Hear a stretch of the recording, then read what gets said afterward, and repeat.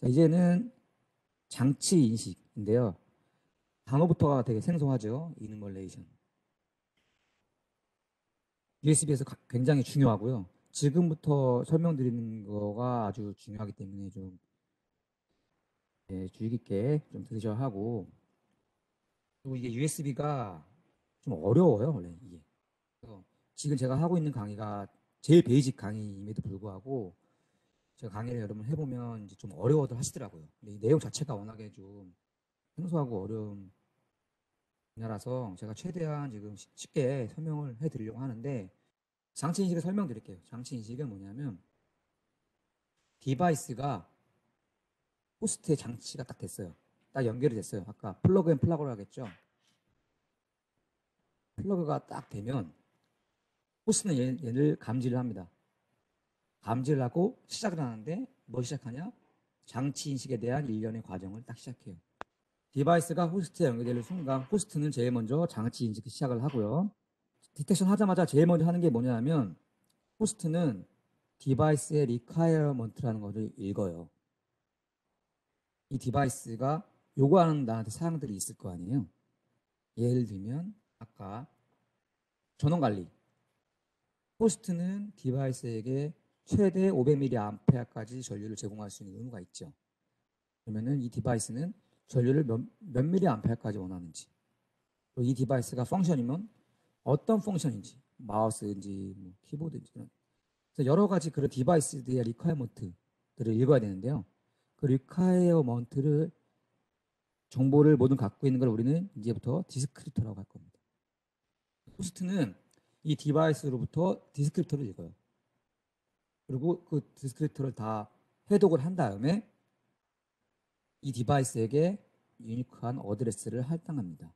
이 어드레스는 어떻게 될까요? 제가 아까 디바이스는 최대 128개까지 할당이 가능하다고 그랬잖아요. 그래서 0부터 127까지의 어드레스를 할당을 해요.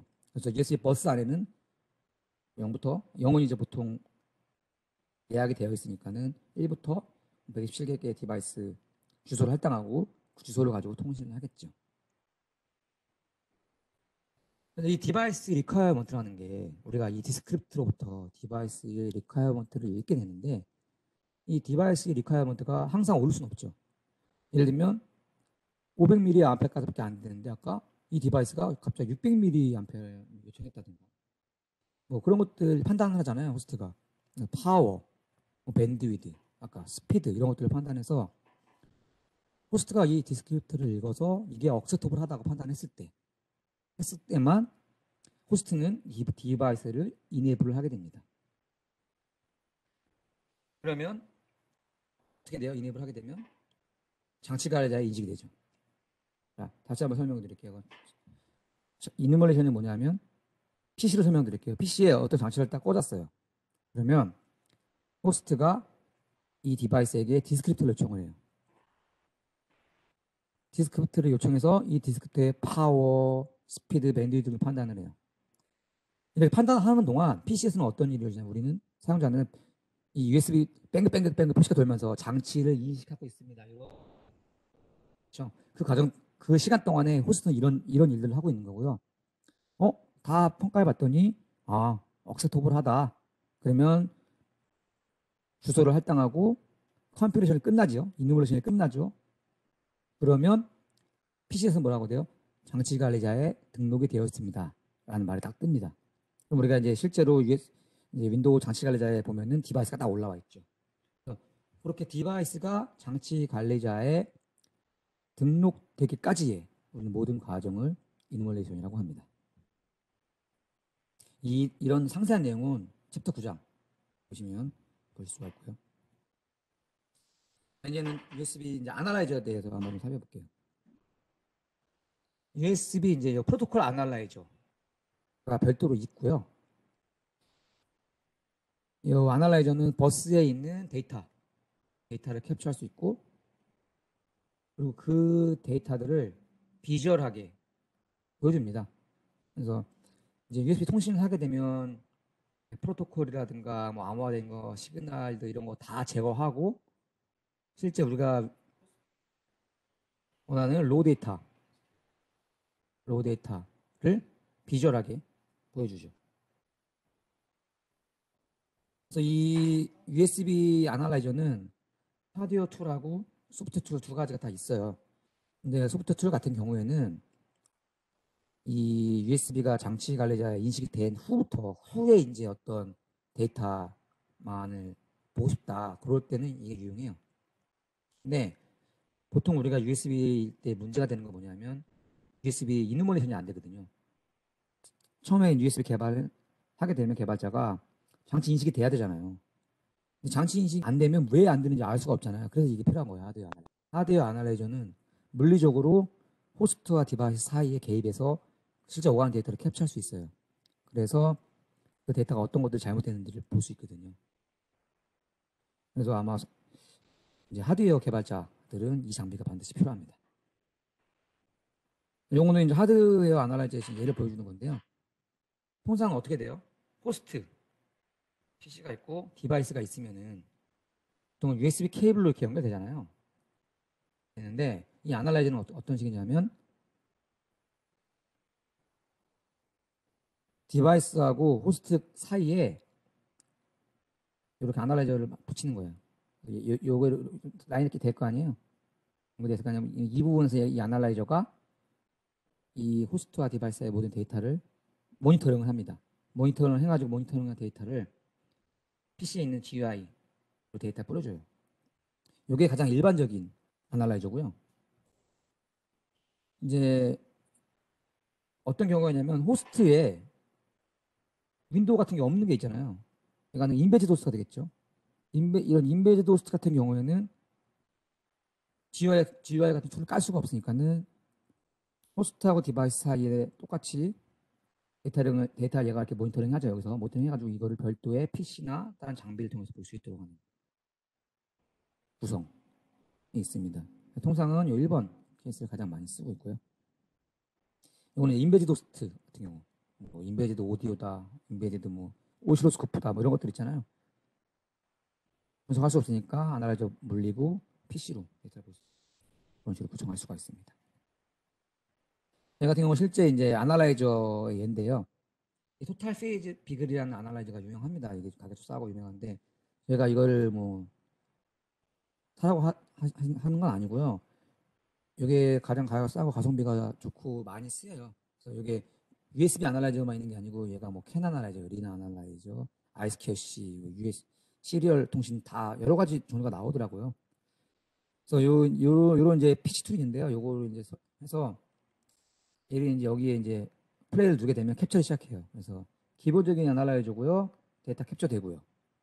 디코드 되고 내가 어떤 특정한 값만 필터링해서 그 값만 보여줄 수도 있고요.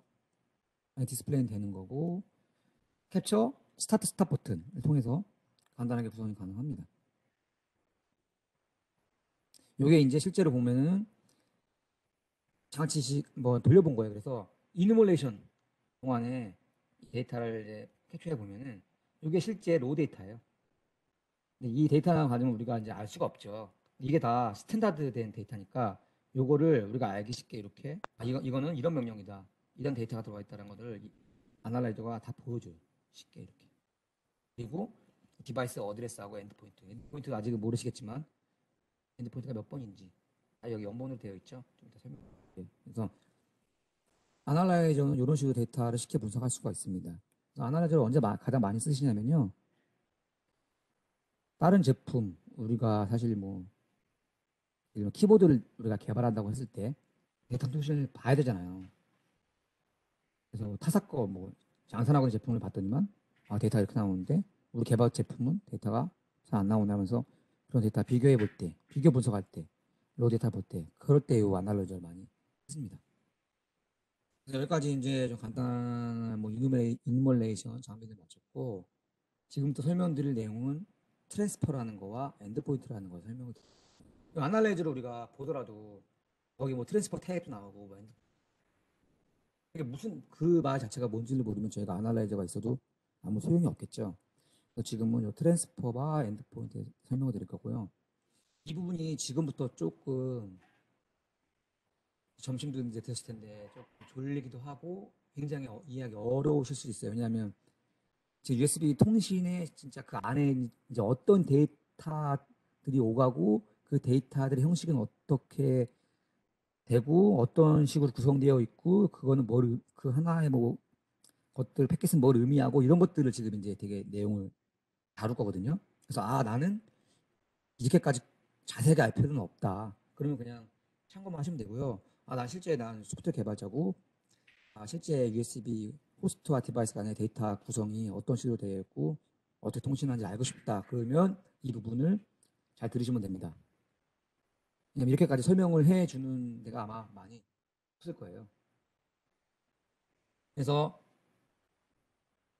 호스트와 디바이스 간의 커뮤니케이션이고요.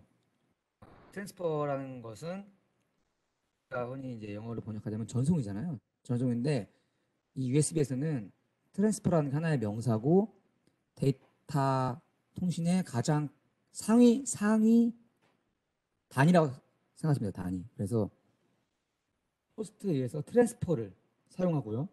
트랜스퍼는 트랜잭션이라는 하위 패킷으로 구성이 되어 있고 이 트랜스퍼는 프레임마다 호스트에서 디바이스로 전송이 되게 됩니다. 그래서 이 프레임은 또 뭐냐? 프레임은 제가 여기다가 이해하시기 어려울까봐 이렇게 써놨어요. 최소 통신 간격이라고. 호스트와 디바이스가 통신하잖아요. 얘가 데이터를 보내는 간격이 있을 거 아니에요. 그래서 얘는 데이터를 프레임 간격으로 보내요. 이 프레임 간격을 보내는데 이 프레임을 얼마만큼 보내는가? 그래서 이 프레임 최소 간격이 1ms라는 것이고요. 나오네요. 그래서 하이 스피드의 경우는 프레임이 125 마이크로세컨드까지 되고요. 이 트랜잭션은 뭐로 구성이 되어 있냐면 패킷이라는 것으로 또 구성이 되어 있습니다. 그래서 패킷은 뭐 이런 것들이 된다는 얘기고 다시 한번 설명을 드리면 데이터 우리가 어떤 데이터를 보낼 거 아니에요? 데이터 일련의 데이터를 보내면 그 데이터는 트랜스퍼고요. 트랜스퍼 안에 뭐가 있냐면 트랜잭션이 있습니다. 이 트랜잭션이 있고 이 트랜잭션은 또 뭐로 구성되어 있냐면 패킷으로 구성되어 있어요. 그래서 이 하나의 이 큰 단위 얘를 트랜스퍼라고 하는데 이 트랜스퍼를 로우 스피드는 1mm 간격으로 보내는 거고요. 하이 스피드는 얘를 125 마이크로세컨드 간격으로 보내는 겁니다. 그래서 데이터의 그냥 구조라고 생각하시면 될 것 같고 트랜스퍼라는 게 제일 상위 구조다. 그래서 트랜스퍼는 트랜잭션으로 이루어져 있고 트랜잭션은 패킷으로 이루어져 있다. 그래서 이 트랜스퍼를 그런 데이터를 보내게 된다. 그렇게 이해하시면 될 것 같고요. 이 트랜스퍼라는 걸 우리가 데이터를 보낼 거 아니에요. 트랜스퍼를 보내는 데이터 버퍼가 필요하겠죠. 이런 데이터 버퍼를 USB에서는 엔드포인트라는 말을 써요. 그래서 엔드포인트가 약 0부터 15까지 16개가 있고요. 버퍼는 데이터 버퍼니까 데이터 버퍼는 방향이 있을 거 아니에요. 인풋 아웃풋. 그래서 인풋 16개, 아웃풋 16개, 총 32개의 엔드포인트를 디바이스가 가질 수가 있습니다. 데이터 버퍼이다 보니까는 방향이 있겠죠. 그래서 방향 그리고 아웃풋 방향. 엔드포인트가 0부터 15까지 있는데 엔드포인트 제로는 이누멀레이션 전용 버퍼로 쓰이게 됩니다. 인아웃 방향은 모두 호스트를 중심이에요. 호스트가 데이터를 받으면 인이고요. 호스트가 데이터를 내보내면 아웃입니다. 엔드포인트 방향이. USB는 철저히 호스트 중심이에요. 그러니까 호스트가 마스터라고 했죠. 그래서 모든 데이터 방향이라든가 모든 것이 다 호스트 기준으로 생각하시면 편합니다. 그래서 엔드포인트는 제가 0번이 아닌 그러면 1번부터 15번까지가 있겠죠. 15번까지는 데이터 통신 위해서 엔드포인트 버퍼가 쓰이게 되고 1번부터 10번까지를 그룹핑할 수가 있죠. 그래서 그거를 우리는 인터페이스라고 부릅니다. 그래서 인몰레이션이 끝난 후에 장치식이 된 후에는 이 인터페이스가 형성이 돼요. 호스트하고 디바이스 간에 형성이 돼서 그 인터페이스를 통해서 데이터를 주고받을 수 있습니다. 트랜스퍼 타입이 나오네요. 아까 제가 트랜스퍼는 뭐라고 그랬어요? 트랜스퍼는 데이터 통신의 가장 큰 상위 패킷을 제가 이제 트랜스퍼라고 하라고 했는데 트랜스퍼에는 여러 가지의 타입들이 존재합니다. 그래서 커뮤니케이션의 목적에 맞게끔 USB 아까 USB 통신 표준 협회에서는 네 가지의 트랜스퍼 타입을 미리 정해놨어요. 벌크 타입이라는 게 있고요. 인터트 타입, 아이소크로너스 타입, 컨트롤 타입. 이렇게 총 네 가지의 표준 트랜스퍼 타입을 만들어 놨고요. 각 트랜스퍼 타입마다 약간의 성격이 다릅니다. 지금 설명드린 거 2.0 기준으로 했을 때 벌크하고 아이소크로너스 타입은 LS 타입, 그 로우 스피드에서는 존재하지 않고요. 풀 스피드 이상에서만 쓸 수가 있고요. 풀 스피드에서 하이 스피드로 가는 데는 모두 다 네 가지 타입의 트랜스퍼를 다 쓰실 수가 있고요. 그래서 각 트랜스퍼 타입마다의 특성을 좀 살펴보면 벌크 타입의 트랜스퍼는 속도가 가장 빠른 특징이 있어요. 그래서 데이터 전송량이 많을 때는 벌크를 쓰고요. 이 대표적인 예가 USB의 매스 스토리지 디바이스죠. MSD. 메모리 스틱 같은 것들, 외장 하드 같은 거, 그런 거가 이제 USB가 연결되면 이 벌크 타입의 트랜스퍼를 씁니다. 그래서 엔드포인트 아까 뭐라고 그랬죠? 버퍼라고 그랬죠? 버퍼의 사이즈가 풀스피드 때는 64바이트, 하이스피드일 때는 512바이트로 제한이 돼요.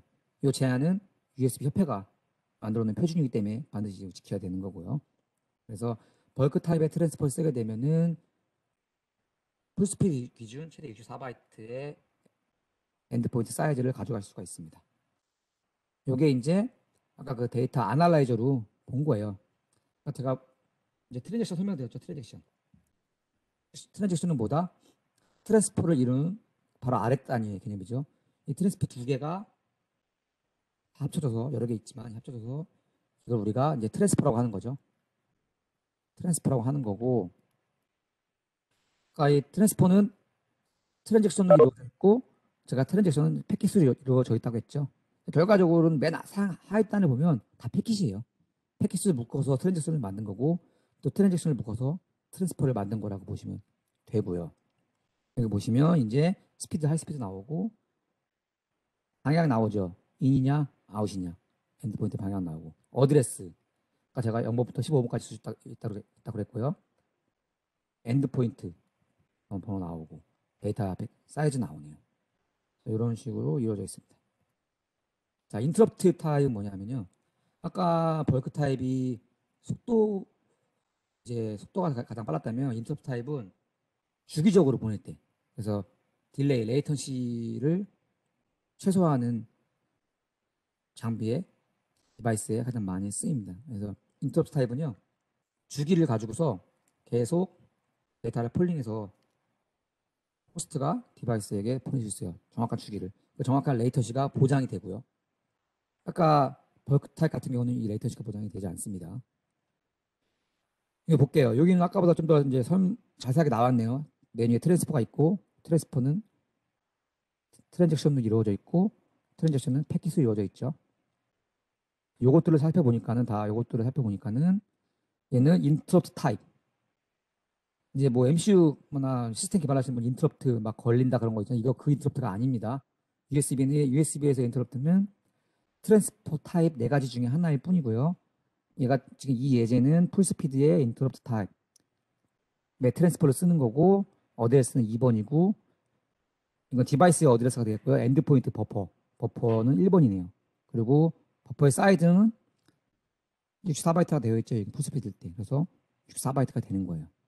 패킷은 이렇게 구성이 되어 있고요.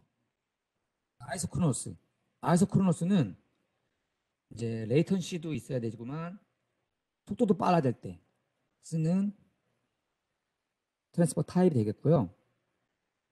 얘 같은 경우는 리얼타임 트랜스퍼입니다. 그래서 우리 뭐 실시간 USB 오디오 스트리밍, 오디오 스피커라든가 USB 실시간으로 이렇게 지금 제가 사용하게 이런 USB 마이크 이런 데이터가 실시간으로 나가야 될 때 데이터 스루프도 중요하고 레이턴시도 중요하죠.